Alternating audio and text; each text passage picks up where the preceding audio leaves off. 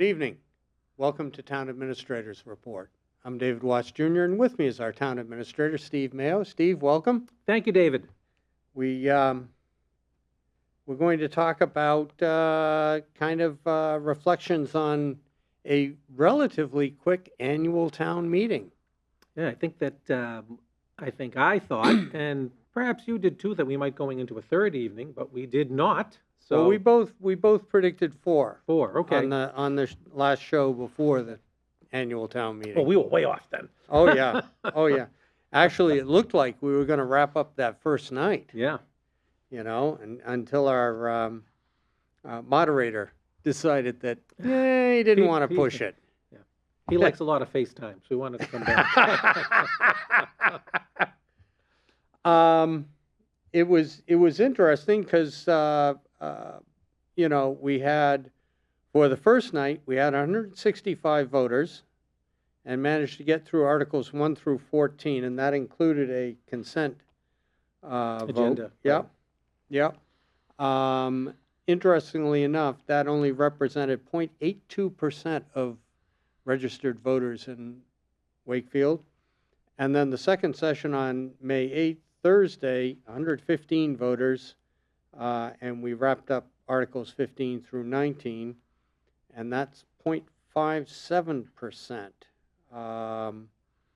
of the registered voters. And just as another comparison, in the annual election in April, 11.22% managed to come out and vote for the slate of candidates.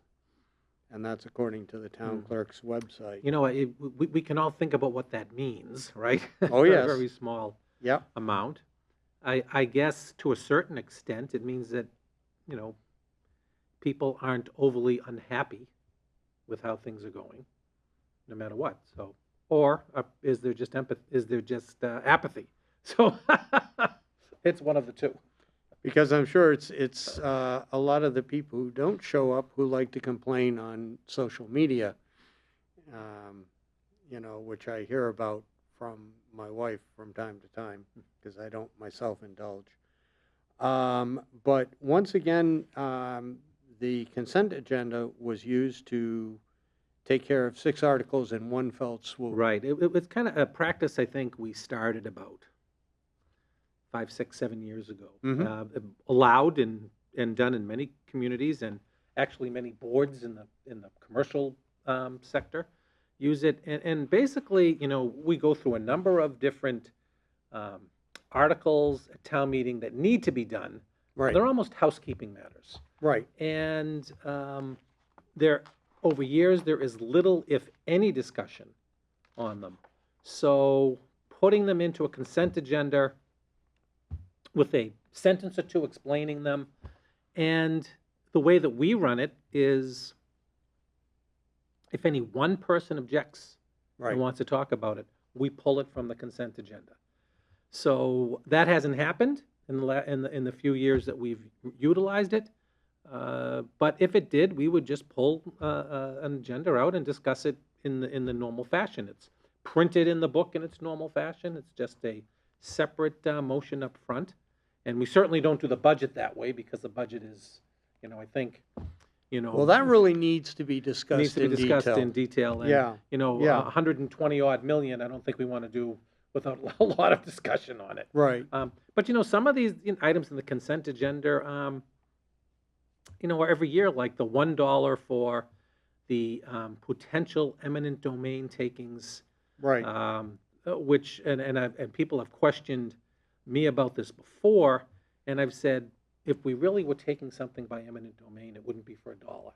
Right. So not to worry. This is if we're doing a road and there's a little bit of a curb or something. It just allows us to use this omnibus article to get it done. So that one's there. Debt services there. Debt services, like, we've had very few questions on that over the years, and that's really we must do that because we're paying our bonds that we owe. There isn't a lot of wiggle room there. We can't say we're not going to pay for the money we already borrowed. So I think we don't get a lot of questions on that one. Yeah, another one that's straightforward is payment in lieu of taxes by the Light municipal department. gas and light Yeah. department. Yeah. Yeah, You know, and that is because they are a, municipal entity. They do not pay real estate taxes, yet Yep. they pay, call it a pilot program, a payment in lieu of taxes. And this article allows the Board of Assessors to use that money as if it were tax levy in setting the tax rate on the rest of the town. Mhm. So again, kind of a technical matter. It's really not up for a lot of discussion. So, and there hasn't been any for, 20 years on that article. No, that one's always passed fairly quickly. Yeah. Supplemental appropriation for town budgets. I think in this instance, this was, we had a number of people out at the fire department because of either illness or injury, and this is a way of supplementing that budget. We have done that separately before, Right. and we have put it last few years that we needed it in the consent agenda. And again, it kind of flows easier through town meeting, which is nice. Well, and coupled to that is the one that followed it, the indemnification of injuries Right, it makes by sense, police right? and fire. It makes sense. Yeah, absolutely. And that's because, police and fire, unlike other, employees, their injuries are not covered by insurance, health insurance. Because it would be, health insurance would be astronomical because these employees are more prone to getting injured on their job. Think Right. about the by nature of by the nature job. of the job. Sure. So Sure. we handle that separately and pay for the direct medical costs at a much lower rate than we would if it were going through insurance. So that's one that it makes sense that if we had overtime in either police or fire because of the people being out because they're injured, that there might be a corresponding cost to the injury, insurance as well. Sure. Yep. Sure. And then the last one in the consent agenda was collection, disposal, recycling, and composting of refuse. This is our fee for removing our trash. Continuing the operations down at the Nahan Street waste site, having the pickups of leaves, Yep. twice in the fall, once in the spring, leaves and other yard waste at people's homes. Because it was level funded from last year, which is a great job done by Joe Conway in working on that contract with the vendors. We thought we might put it in the consent agenda. If it was pulled out, no harm, no foul. But again, that's in the book ahead of time. The moderator gives people a chance to actually read it. Yep. And nobody seemed to want to discuss any of those separately. So there it goes. Interestingly, the pit area on Nahan Street came up Came up in a later article. Yeah. a couple of times for Public Works. One is the replacement of the salt Right. storage. Salt storage. And if you've been down there, we have two massive structures, is using the word very loosely. two Sheds. massive sheds and closures, I guess, that are covering our salt. Our Which salt most people stores. won't even notice as No. they come in and out of No, because of the it's area way because down. It's down at the back. Yeah. Yeah. And Yeah. nowhere near where they're getting rid of Nowhere, leaves or brush. Yeah. Nowhere near Yeah. there.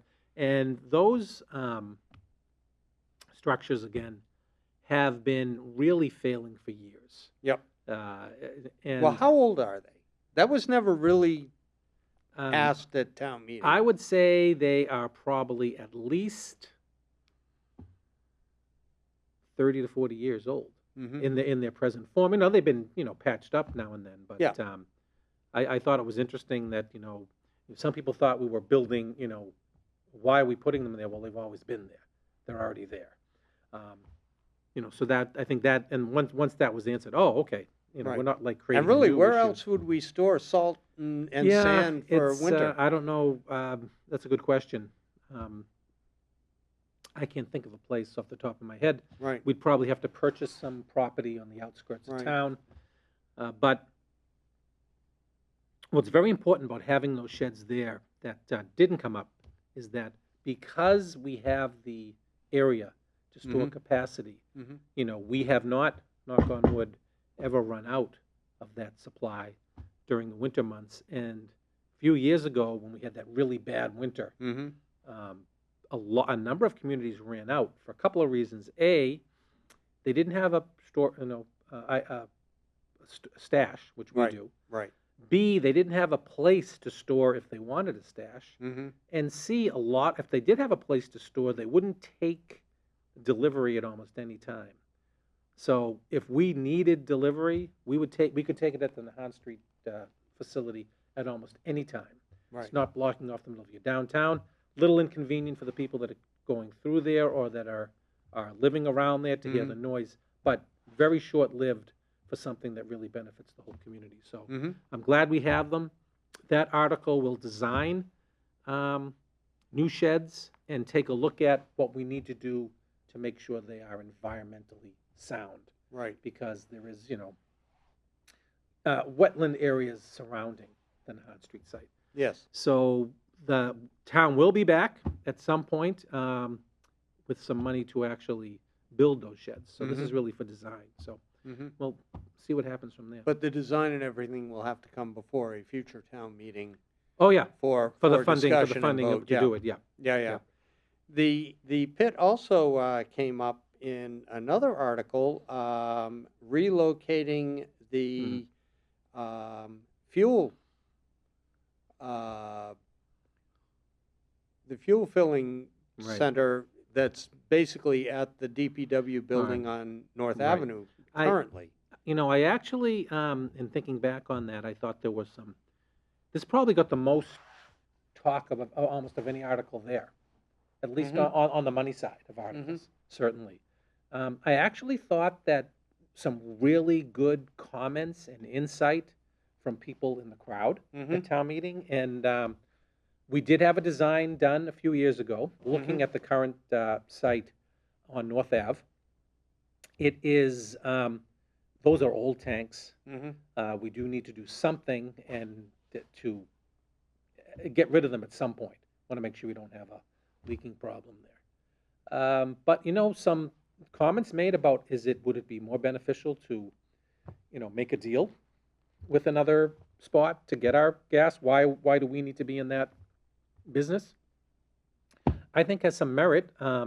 Looking to maybe partner with some of our neighbors has some merit. So I think we'll go back to the drawing board on that. Right. And see and come back to town meeting with something that hopefully is better. But I think some of the downsides of that idea that were brought up are valuable too, because you never know when there's an emergency situation that goes through the night with fire, police, and whatever. Absolutely. I mean, those things have and to those all gas be weighed. stations aren't open. Right. They all have to be weighed. Yeah. All those things have to be Yeah, weighed. yeah. But I think that, town meeting has a lot of wisdom, and vetting that a little bit better and bringing it back is not a bad thing. Yeah, no, absolutely. The other consideration, which was also brought up, was the environmental side of moving it Yes. to the pit. Yeah. Because of the wetlands wetlands and everything surrounding, else that are involved there. You know? Again, this would take up less room than the salt sheds would. Yeah. However, it would require a turning radius. Yep. Especially for the larger trucks, For the larger like trucks. the ladder truck. So things we'd like have that. to, we're gonna have to make some sort of, we're gonna have to look into that to see, is there another spot? I understand the arguments from some of the neighbors on Nahan Street. That's a real cut through right now. Gets a lot of traffic, more than anybody ever envisioned 20 years ago. Well, because no one ever envisioned, even more than 20 years ago, a high school and a Voc school Right. and an elementary school all in the right. same neighborhood. And the number of people that drive to it. Yeah, and all of which is now being replaced, so Right. with So larger facilities. I think it's something that, Joe Conway does a great job, DPW director, and I think that he'll sharpen his pencil, do a little bit more work on this, and come back with something. We'll take into consideration the feedback given by the populace and come back with something better. So, but it was an actual, an interesting discussion. Right. Yeah. And it was without a lot of rancor either, which for the most part, very which good. is nice. Right. Yeah, absolutely. We have actually been overall, in my tenure, very, very respectful at town meeting, and Mhm. I'm very grateful about that. That does not happen everywhere, and the fact that it happens here is really it's really heartening that it does. And I can remember some past ones years ago that Maybe we're a little couple of personalities that aren't yes, with us any yeah, longer. Yes, yes, including the call for, well, we don't have a quorum. right, Yeah. right. I'd like to know if there's a Well, quorum present. We don't have a one quorum. person is a quorum. Yes, Yep, yep, exactly. yep. That's it. But and surprisingly, the other one that went very much easier than I thought it would, especially with some of the discussions we've had on the show this year about tightening budgets, Yeah. was the budget for the next fiscal year. Yeah, I think the budget is it's no frills. I mean, there isn't a lot of fat in that budget. I do Hmm. think that going forward, that belt will need to be tightened a little bit, and I think Finance Committee and Dan Sherman does a great job in kind of laying out Hmm. where we're projecting things to be, and that's a projection. Hmm. I mean, it's a projection based on a lot of wisdom and experience, and looking at trends, and looking at what's going on in the community. And I think that the message was well taken, Hmm. and I know that we're already talking about, because I'm talking about it with us, we're already talking about fiscal 27 budget. We haven't even finished up fiscal 25. We just approved fiscal 26, and we haven't We even still spent, have a month and a half we to have a go month on to 25. We Yeah, haven't spent anything on 26, but we're really starting to talk about fiscal 27 and what do we need to do to kind of continue this, well, well financed, well reserved budget within the 2.5 tax levy. Mhm. So that has been And other what we've been things trying that to could do. come along Yeah. too, because there's so much financial uncertainty Right. out there right at the moment at both the state and the federal level. Right. I mean, what a lot of people don't, I think, understand is that, we say, "Oh, that's the federal government, it's not going to affect us." Oh no, it's going to it's affect going us to, very because big. a Yeah. lot of the money under transportation that we get to do to help with our roads Yep. runs from the federal government to the states and then Yep. to us. Yep. And at the school department actually receives directly from the federal government Right. about $1 million a year in state aid, and federal aid. That's not in that budget book that you're holding. Right. So if there were to something were to happen there, we've got some collective scrambling to do. And I say we, because it's not going to be the school department's sole burden. It's going to be the town is going to have to come together and figure out how we're going to handle that. So Right. that is, that's uncertain. We do have reserves, and but I think there will be a lot of work is going to be done in next year's budget, starting already, kind of chart a good path forward. Mm-hmm. Mm-hmm. Think ahead a little bit. Yeah. How can we be prepared for worst case scenarios as well Exactly. as Better. And quite honestly, and when I've talked about this before, is that the amount of state aid, we're not getting the amount of state aid that I think any community would, that I would like. Certainly every community says the same thing. I think we're not getting the same amount of state aid per capita, per student, as other communities are. Mhm. And that would make quite a difference. So there's a lot of different avenues we need to go on to make this work. It's going to be an interesting couple of years. It is. It is. Get to watch it from the Oh, sidelines. watching it, yeah. Yeah. Maybe close to home, maybe not. Who knows? Who knows? Yep, Who knows? yep, yep. But no, there was Butler Avenue came up once again, Yes. Yeah. and hopefully that'll be it at this point. The Yeah, remediation, right. Will as be well done. as a separate easement. Yeah. Hopefully, the next time the town hears about Butler Ave, will hopefully will be as part of a sale package where the land that we continue to own will be developed. It will be developed, and will defray from the costs And that'll be about the end of that story. And just going back for residents who haven't been here for decades, all of this really started with disposing of the wreckage of the old Atwell building after it burned down in December Allegedly. '71. Allegedly. Yeah. Um, Also, there was the Farm Street Hemlock Road intersection right Yes. outside the studio that's been a long time needed. Yeah. That was really a very technical hoops that needed to be jumped through to really say that what we're doing is creating that kind of straightening out that intersection so it's not as skewed as it was, creating a traffic flow around it. Right. That, you never know till they're done, but it seems to me that from an engineering standpoint and what I've seen all over, the country, Yep. in different areas, that seems to be the way to go right now. You don't need signalization, so you're not, spending money on that, and those traffic signals are very expensive. So that seems to solve a real good problem of that Hemlock, Farm, Nahant kind of mishmash the way it comes now. Because it all comes together in such a disjointed way exactly. that it creates. Exactly. This will create some flow. Yep. This has been vetted through traffic engineers who are developing developing the high school. Has been vetted through the Traffic Advisory Committee. Mhm. It has been vetted through the Town Council, vetted through the School Building Authority, who also had questions about that. Mm-hmm. So a lot of eyes, a lot of public hearing, and this is really was the final thing to kind of put the pieces together. Yep. So, and that'll help with the traffic going up to the vocational school as well. So, and I think that's probably 12 to 18 months away from construction.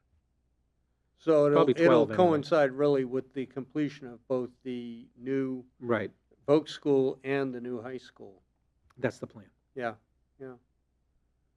which both are Yeah, both I just think charging both are along. on time, maybe a little bit ahead of schedule in both cases. Yep. Right now, the vocational school started a little earlier than the high school. Right. I believe their hope is to open in the fall of '26. Yep. And Wakefield High School's hope is to open January of '27. So after the winter break. So about 4 months apart. About 4 months apart, yeah. Yeah.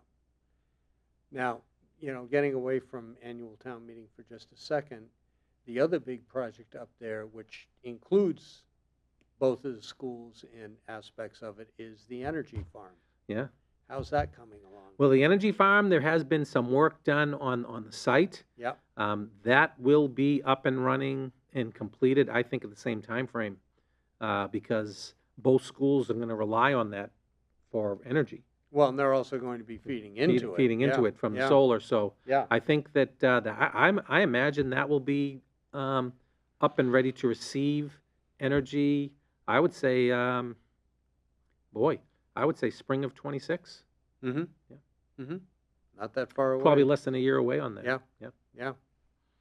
So one of the more interesting discussions in the second night of annual town meeting was accessory apartments, which is something new to Wakefield. Accessory dwelling units, yes. Yeah. That one actually created a lot of interesting A lot of discussion. interest, but I think also a kind of tone of resignation too.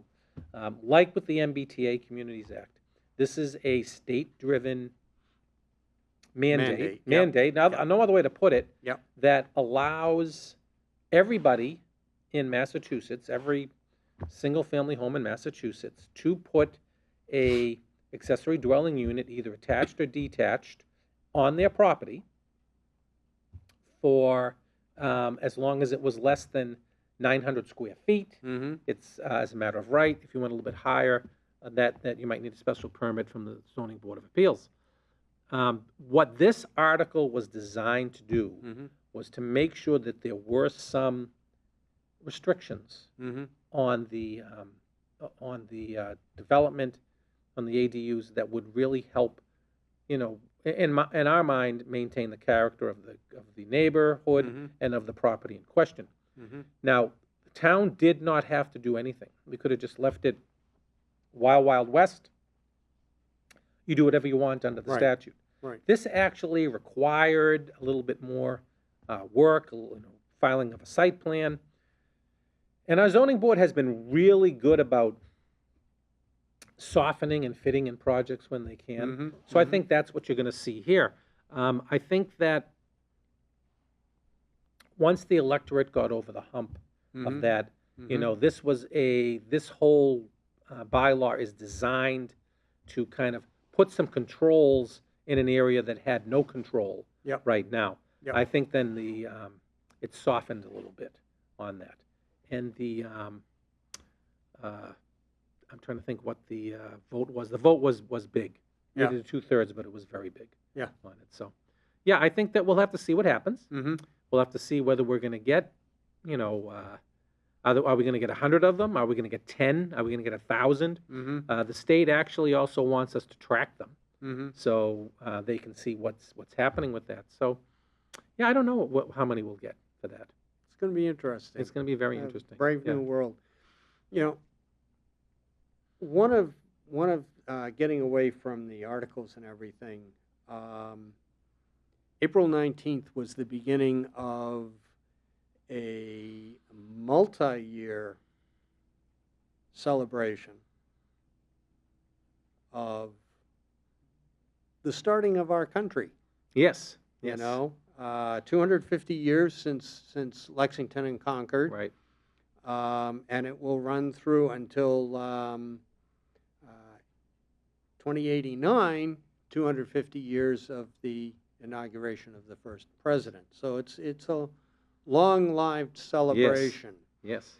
But town moderator Bill Carroll opened the first session with basically a 3.5-minute